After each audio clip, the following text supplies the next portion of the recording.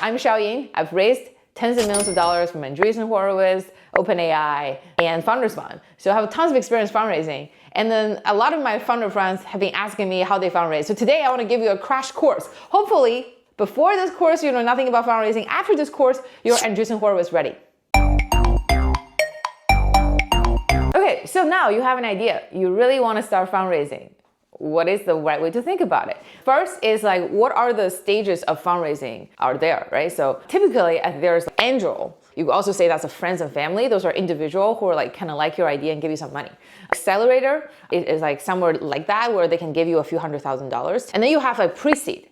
Pre-seed sometimes could be the same round as accelerator, could also be a separate round. Pre-seed is somewhere between 500,000 to I think 2-3 million. And then seed is somewhere between maybe 1 to 2 million to all the way to 5 to 8 million. And then it's like A, right? So those are kind of different things. It's like friends and family and angel, maybe you have nothing. You have nothing to show typically. And then for accelerator, it could be you have some idea, it could be you have some traction, or it could be just like you're really impressive. So I would say in those range, typically you have nothing to show. It's just like you. Pre-seed is where maybe you have some kind of a demo and you wanted to actually make the demo polished. You want to actually have a product you can show. That's like why you need to raise money at pre-seed. And seed is where maybe you have a product, you're trying to find product market fit.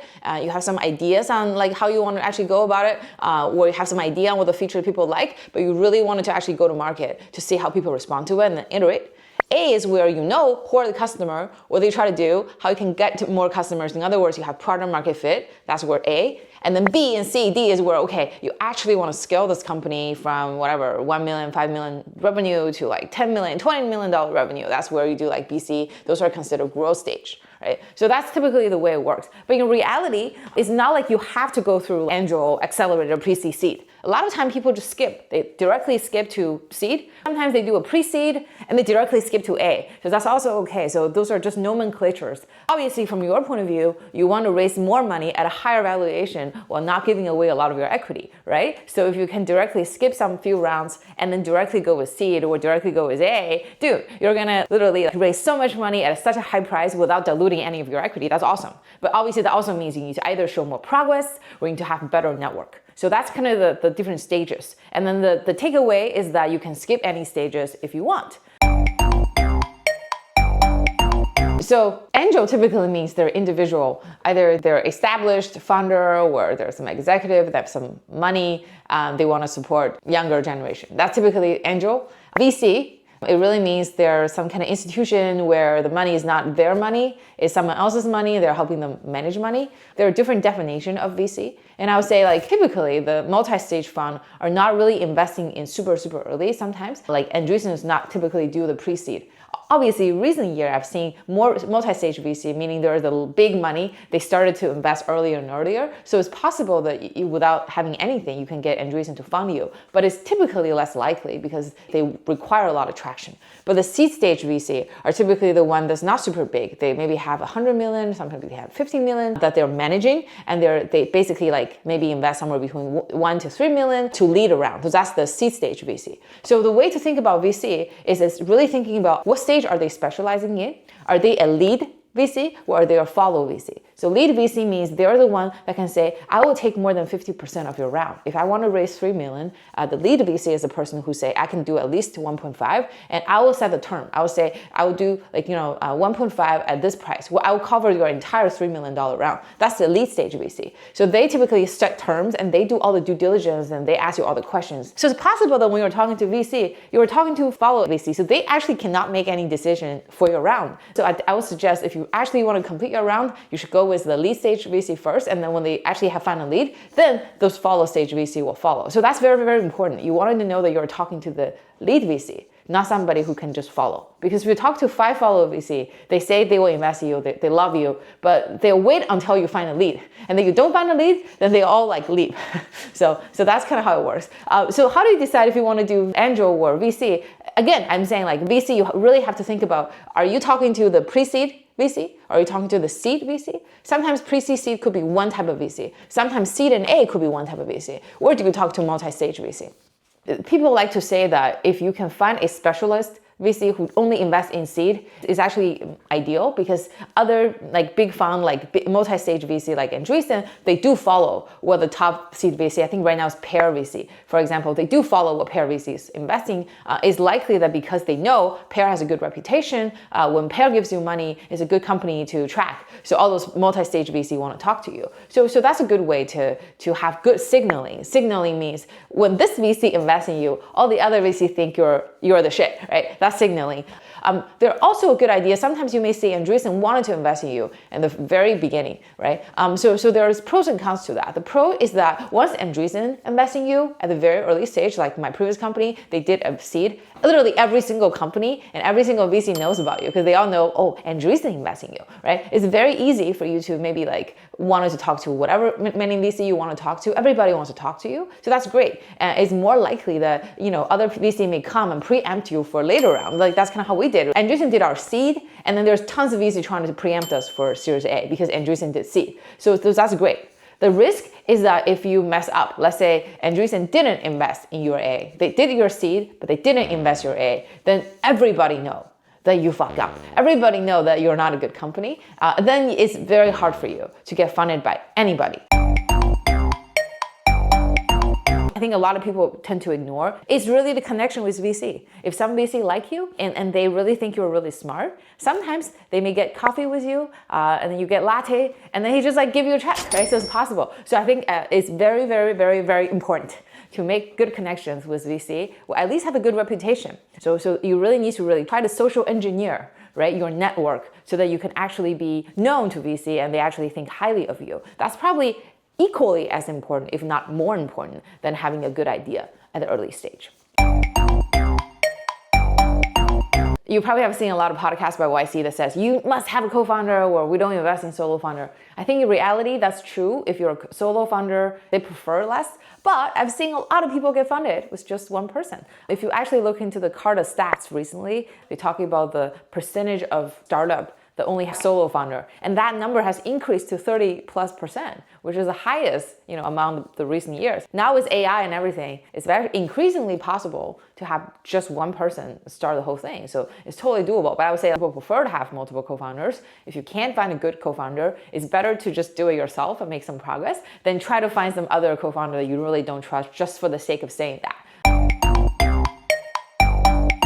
Well, the answer is how much money you're trying to raise. Typically, the more money you're trying to raise, the more traction you should show. But in early stage, I realized that is actually sometimes not true.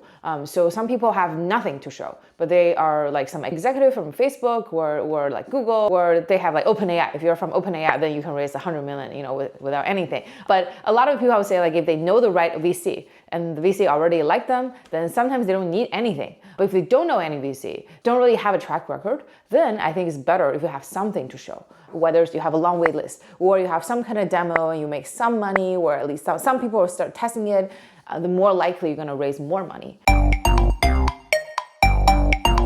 I think many different ideas have different amount.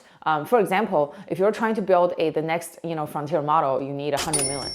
If you wanted to build some consumer app nowadays, probably you don't need much. You really need a few million for you to just test out the idea. If you're building a SaaS product that is not directly to enterprise, you probably don't need much either. You probably can vibe code something and then try to make money already. If you're trying to go through like enterprise, trying to do like a B2B thing, then okay, you probably need to raise a little bit more because you have to like build all of those enterprise features. You have to like wait 9 to 12 months to maybe sell to the first, second customers. That may take a long time. So the key is like, what kind of idea is it? There are many different ways you can think about valuation. Average pre-seed is somewhere between like 5 million to maybe like 10 million, and the seed is somewhere between 10 million to like 30 million, but maybe the average of like 15 million is the medium. And if you look at A, it could be somewhere between maybe 30 million to whatever, like 100 million. So the range kind of varied quite a lot. I think the TLDR is that those stage names, whether seed or pre-seed, are just nomenclature. It could be any name. It could be like, I'm raising a seed of 10 million, which is typically A, or I'm raising an A of 5 million. It could be any name. Those are just like term, but there is a difference between like pre-A and after A. Pre-A typically means your early stage, and B or later, that means your later stage. But essentially the valuation price at the very early stage is solely depending on how many VCs want to invest in your company. It's actually not at all depends on your traction. That is something that's super surprising to me. I thought, okay, if I increase my revenue from $10,000 a month to like $30,000 a month, I should 3x my valuation, right? That's my thought when I first get started, but then I realized that's actually not true at all. The valuation in the early stage, because you really have not that much number to show, it's depending on people's opinions of you. And people's opinion of you depending on how big the market is, how smart they think you are, and how many other people are trying to invest in your company. So I find the only valid way in the early stage to actually increase your valuation is by having multiple VC wanting to invest in you at the same time. That is the only way to increase your valuation. So that's why I typically tell my friends, hey, if you're raising money, you can start with a lower valuation first. Let's say you want to raise 5 million. You don't say that. You say, I want to raise 2 million, right? It's much likely that people think, oh, what a bargain. They want to talk to you. Now you have multiple VC trying to talk to you. And then you can actually make them play against each other. That's how you really increase your valuation. So typically you don't like set a price at the very early stage, because like if you say I'm raising at 20 million valuation, people are not going to believe in you. They're not going to actually follow your rule. But if you have multiple VC, then that's where you actually dictate your rule. So the rule number one for evaluation is literally you should create a lot of people wanting to invest in you, and then you can basically control the price. But obviously there's a range, right? If you're not a thinking machine, you're not going to get $1 billion valuation just by people competing against you. High level is all about how many people want to invest in you. It's nothing at all about your revenue at this early stage. A lot of people want to know a single number that makes VC want to invest in you. The reality is there's no such thing called a single number. If you are super charming and all the other VC think you're smart, or maybe like Paul Graham thinks you're smart, then you don't need anything, you're good. Or if this one VC, they heard that VC is interested in you, then you're good. It's not about one particular metric. It's more about how do you create demand where people really want to invest in you. And there are many different ways you can create demand. This is very important. It's all about how you create demand. But there are many ways you can create your demand. Having a good number is one way. It's not the only way. It's one way to create demand. Having good waitlist, huge waitlist, is another way. Having great revenue is a way, right? So, and then like having other VC wanted to invest in you is another way. Having like some kind of traction in Twitter where people start talking about your idea, like Paul Graham retweet your thing, okay, now you're good. That's more fluffy. Some people buy that, some people don't buy that. But I would say like you really need to think about from a creating demand standpoint, you're right now so early, who knows, right? Who knows if this number is gonna be sustainable. So even if you have a good revenue number, does not mean the VC will give you a high price. It's all about how you create demand. And the other thing is like, how big do you think the market is? I've literally seen people who are pitching VC in this way. They're like, we're gonna be the next TikTok. If we're successful, we're gonna be the next $1 trillion company. And then here's our blah, blah, blah idea. And then so the VC calculation is, even if there's a 1% chance this company can be the next TikTok, 99% chance this company will just like fail. By probability, if you calculate all the expected return, it's still a good investment. It's still pretty cheap, right? So some people are good at, essentially hooking a VC to a particular big story and say, even if I'm not going to succeed, 100%, it's still like the expected return is much, much higher. But some VC buy that story. So the company may have not that much traffic, not that many people, but if they make the VC convinced that that is a good alternative path to replace TikTok, despite them not having much revenue, not having many users, but VC believe that could be a viable path. And then that path is gonna be a $1 trillion company. Still, that's a good investment. So I'm saying like VC is really thinking from an expected return, where it's more like, can this company be huge? If there's a probability this company can be very huge, despite the chance it's very small, it's more likely that VC wanted to invest in that company than some company that guarantee to make maybe $10 million a year, but you know it's really hard to go beyond 10 million. So I think a lot of VC are not interested in the solid $10 million business. They're more interested in the slim chance next $1 trillion company idea. I would typically say if you're early stage, each round you don't want to dilute more than 20%. Let's say some fund like Andreessen, they may say we have to get in more than 20%. Otherwise, it's not meaningful to us or something like that. So in that case, yeah, you do need to dilute 20%. It may be a deal breaker for them. They have to get in 20%. But typically, it's possible that you can dilute 10%, you can dilute 15%. I've seen people do 25%. I think that's all okay. For example, if you get a good price, you can dilute more. That's totally fine. If your price is really shitty, maybe you don't want to dilute as much, right? So it really depends. But typically, the ballpark is something between 15 to 25%. The right answer to that is it depends on who you are. If you're somebody that they really are impressed by, then ideally you don't want to have much. The worst is like you come to a VC and VC feel like you're desperately trying to ask for money. Here's the thing. The worst is where every single VC knows you're raising, but you're still raising. Then people think, oh, like you must have pitched to everybody and no one wants to invest in you. And then now, even if you have a great company, just like they thought, oh, no one wants to invest in you, you must be horrible. So they will just like not invest in you. So which is a very interesting psychology. The best case is where you want to present as if like, I didn't even want to raise, but everybody wants to invest in me. And then like people throw money at me. Oh, I don't need that much money, but like, please take more money. So that's where the best case scenario that you want to present, right? That may not be true, but that's the notion that you want other people to believe. So sometimes I'm seeing some repeat founder, their trick is they literally don't have a deck because they don't want it to frame as if they're so desperate trying to ask for money. They want it to present as if they're not even wanting to raise. Let's chat Matt as well, but I really don't have time to prepare my deck. So I've seen some repeat founder with people who are like experienced. They like to present themselves in that way, right? So in that case, they intentionally did not super polished deck where they typically have a memo or some kind of doc that just like briefly talk about what they do, or sometimes they have nothing at all. And then they just like use like, you know, FOMO. It's like everybody wants to invest as a way to make other people invest. So it really depends. But I say if you have zero experience, I think at least you should have a good deck, right? Because it's hard to play that hard to get game. That's a game.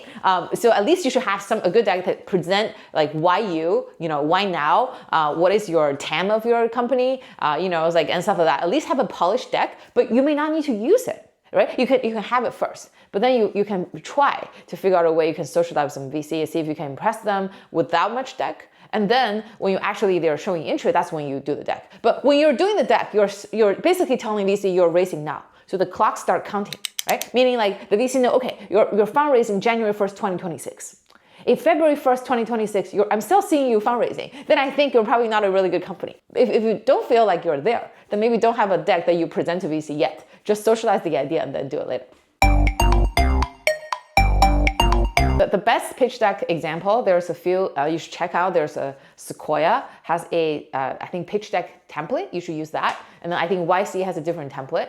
You can just Google like Airbnb deck or Uber deck. You can learn about other companies' deck. But typically it's like, you don't want it to make it super long, but you really want to talk about how big the opportunity is, what's the team, what are the traction, why now, and then like how much you're trying to raise. That's typically the things you need included in your pitch deck, and then have ChatGPT help you figure it out. One thing you can do is you can say you're the most harsh investor from Sequoia, and then use that standard to help me improve my deck. I find that actually is quite useful.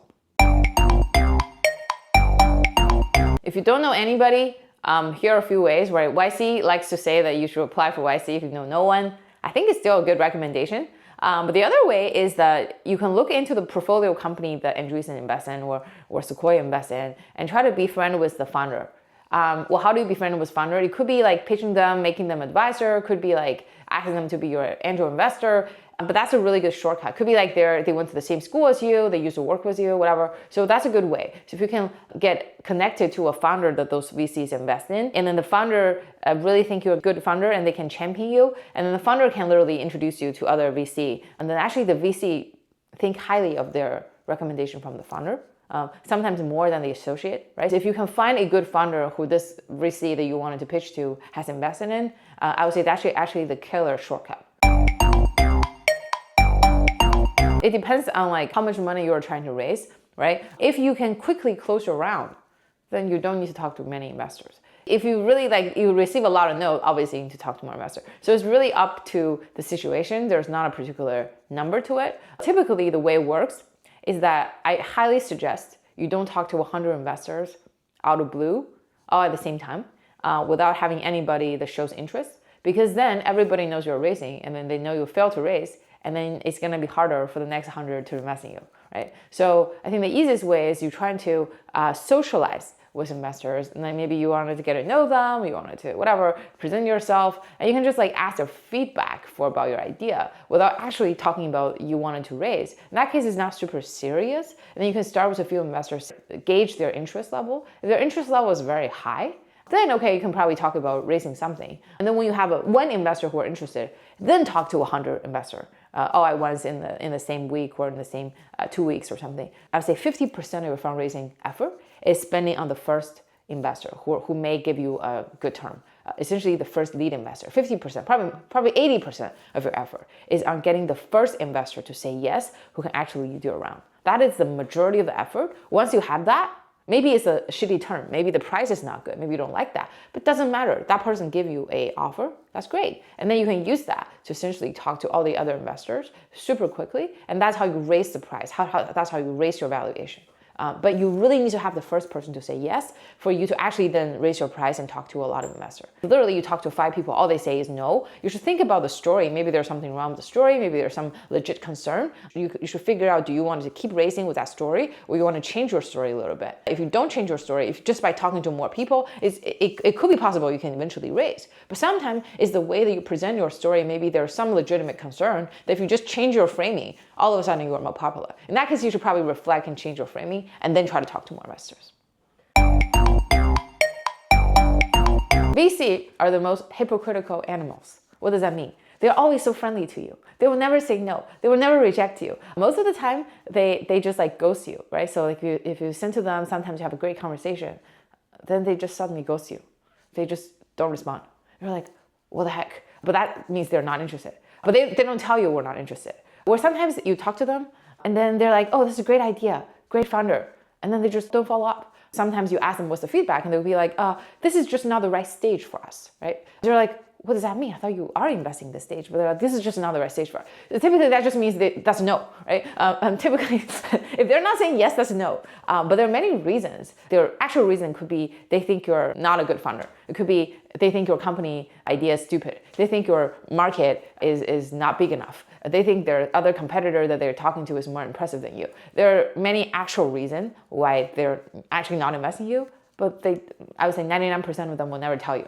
Because their argument is like, what if they're wrong? What if you're actually the next Zuckerberg? And what if you're the next Jeff Bezos? They don't really want to piss you off, right? They can always say, oh, that was not the right stage, but now it's the right stage. Now it's us, right? So they wanted to like make good connection with you. They always want to be friendly, but they're secretly judgmental as hell. So that's how VC work. So it's actually very hard to read their mind. But typically, if you see a VC is moving really fast, that's a good sign. If you talk to one VC, unless they're the only investor of that fund, many investors, they have an investment committee. If they're not bringing you to that committee, then that means they're not interested. So you should actually ask VC, like, what exactly is their process? Maybe when you first meet them, do you have one round? Do you have multiple investors, separate conversation, and then have a group committee conversation or whatever? You should ask them. So if you know somebody who actually can play that like backtracking, essentially the back channeling, meaning like they know the VC well, maybe they're the founder that the VC invests in, happen to be mutual friends,